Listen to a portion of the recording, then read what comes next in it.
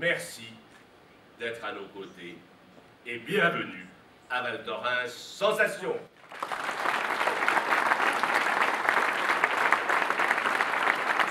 Déjà, c'est extrêmement réussi avoir faire un hôtel en 17 mois avec une finition et finir en temps et en heure. C'est quand même incroyable.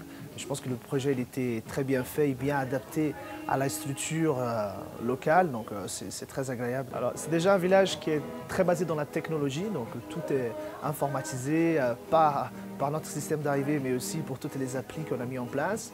Aujourd'hui, on est aussi basé sur une clientèle, pas forcément famille avec enfants petits, mais plutôt adultes, fêtes et avec des ados. Et nous avons aussi un village qui est basé bien sûr dans la meilleure station de ski au monde, donc c'est un vrai plus. Donc aujourd'hui, la nouveauté sur Val Thorens, c'est ce qu'on appelle l'espace Epicurious. Donc c'est une restauration évolutive de 10h du matin jusqu'à minuit. Donc on commence avec un petit déjeuner tardif. Après, on a un mode pique-nique pour le déjeuner avec des plateaux où tu peux choisir qu'est-ce qui te fait plaisir. On passe sur le tea time à l'après-midi et le soir, vous avez le choix à un bar à tapas ou aussi de pouvoir dîner placé avec des plats signés par Édouard Lobé, un grand chef étoilé de la région. Et cette option va jusqu'à minuit. Donc l'idée, c'est justement à pouvoir donner le choix, indépendant de ta nationalité, tes attentes. Tu peux manger à n'importe quelle heure, à n'importe quel moment.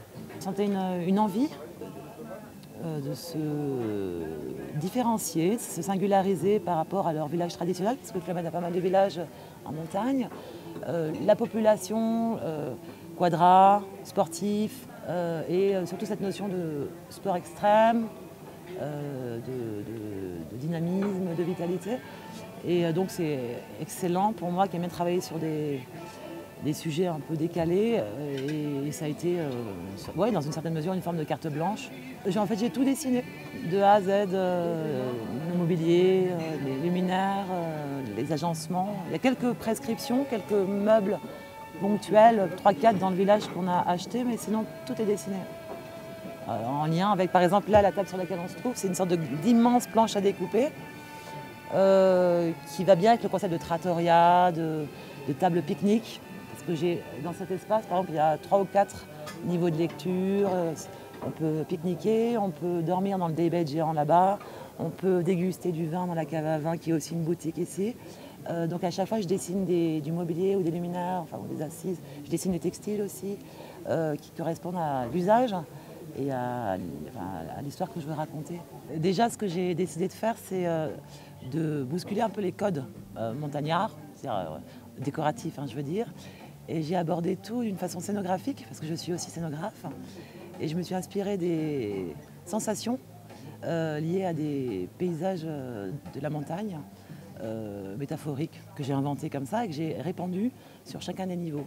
Donc c'est une approche plus de scénographe que de décorateur un peu figé.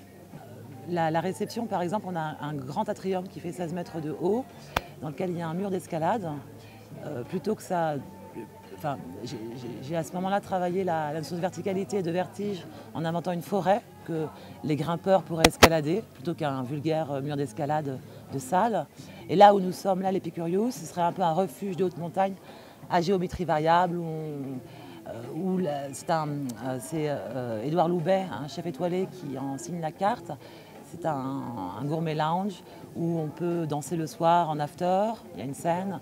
On peut venir prendre un café ou un petit chocolat en fin d'après-midi comme aujourd'hui. Pour moi, c'est déjà une énorme opportunité de pouvoir être devant cette ouverture. C'est un village aujourd'hui qui est le signe de club de demain, avec l'innovation, avec le côté international. Donc beaucoup de fierté, il y a énormément de travail ici, mais beaucoup de plaisir.